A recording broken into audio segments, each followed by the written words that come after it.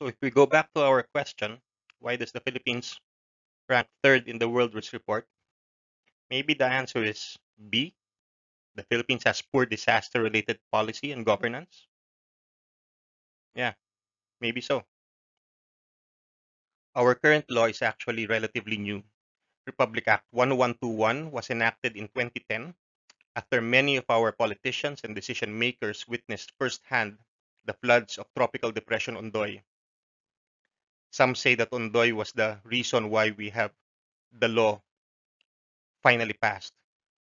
I beg to disagree. Several disaster affected communities and NGOs have been lobbying to pass the DRR law for more than a decade. The previous presidential decree was highly inappropriate and obsolete to a disaster prone archipelago. Government was actually rushing to have a law passed in any form in order to comply to the international agreements it signed, the Yogo Framework of Action for Disaster Risk Reduction. But with the tireless lobbying of civil society, the the current form was adapted. It was not the exact bill that CSOs lobbied, but it was a significant change from the previous form of the law. In fact, several countries hailed the law as one of the most progressive laws on disaster risk reduction. The DRM law is actually a paradigm shift from the previous presidential decree. From a top-down and centralized disaster management, it became a bottom-up and participatory disaster risk reduction. One of the main issues then was that disasters were a responsibility of the national government. So local government units would wait until the national government would react and provide aid. Only then would they respond. Before, calamity funds of the government can only be released after the national government declares the state of calamity. Imagine if this was the case up to now. The national government declared the national state of calamity more than a month after the Taal volcano exploded, when residents were already slowly returning to their homes. That was how slow the national government can react. And this was already very near Metro Manila. In remote islands and mountain areas, the central government wouldn't even know a disaster occurred, and yet people will have to rely on it to respond to a disaster. Second, disasters were merely a function of physical hazards. Now, disasters are mainly a reflection of people's vulnerability. We have thus we have discussed this earlier in our input. Now we start to recognize that disasters only aggravate poverty and inequality. If we truly want to reduce disaster risks, we have to address the primary sources of vulnerability, which are poverty and inequality. Previously, the law focused on disaster response and anticipation. Now we have a more integrated approach to genuine social and human development to reduce disaster risks. Now we attempt to focus on the other aspects of disaster risk management. The Philippine Disaster Risk Reduction and Management Framework aims to prioritize disaster mitigation, prevention, and climate change adaptation instead of focusing on disaster response.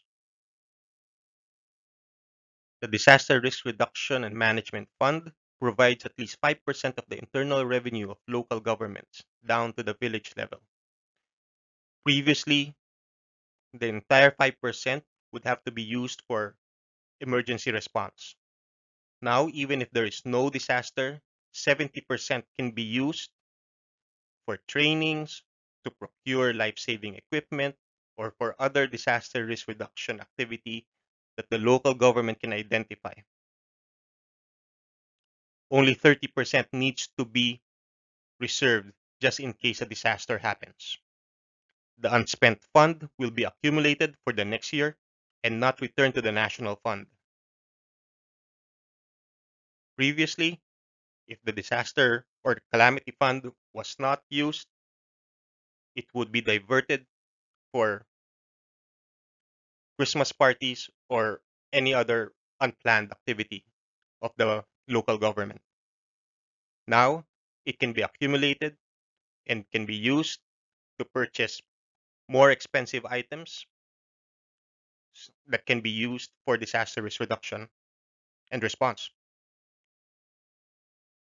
The law recognized the role of different actors from national government, local government, civil society, and community. Policy making is done by an interagency council, the National DRRM Council. It is chaired by the Department of National Defense, where the Office of Civil Defense serves as the secretariat. And then there is decentralized leadership over key disaster risk management functions. The DILG for disaster preparedness, DSWD for response, DOST for prevention and mitigation, and NEDA for rehabilitation and recovery.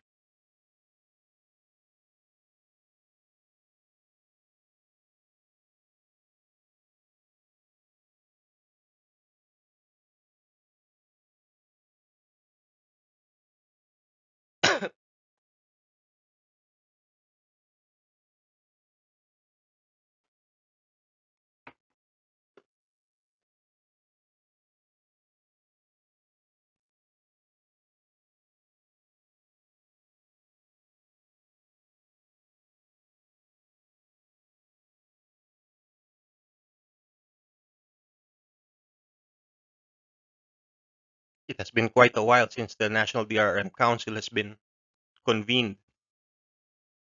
In the local level, some CSO representatives have been red tagged, and even in the national level, new CSO representatives have been yellow tagged, preventing them to take their seats. But nevertheless, the law provides a platform for wider participation and representation. So now let's discuss some disaster frameworks. The most common disaster framework is the disaster management cycle, which is when a disaster happens, we go into a disaster response, we go to disaster rehabilitation and recovery, we do disaster mitigation to prevent future disasters, and then we prepare for disasters. And then we go in a cycle again. What's the problem with this framework? We always end up with a disaster. We always end up doing the same thing again, and there doesn't seem to be any movement away from the disaster or to building disaster resilience. A better alternative framework is the disaster crunch model, wherein we recognize that disasters is a result from a hazard or a trigger in an unsafe condition or a vulnerable community. When these two hits, a disaster happens. But it also recognizes that unsafe conditions are brought about by dynamic pressures because of policies and practices and processes and institutions and actors. If there are no proper representation, if policies are not pro-poor or people-centered and do not address poverty and inequality, and dynamic pressures have underlying root causes, and this may be political, natural, economic, sociocultural. This is where our values, beliefs, ideologies, inequality doctrines, prejudices, environment, market rules, conflict happen. Now we recognize that there is a progression of vulnerability from the underlying root causes to dynamic pressures to unsafe conditions. And that's when disaster happens. So for our pressure release model, during a disaster, what do we do? Yes, we do emergency response. For the trigger, we do hazard reduction or mitigation, provide early warning systems, and contingency plans. We do climate change mitigation, and we provide engineering solutions. For the unsafe conditions, we conduct local capacity building for preparedness and disaster mitigation.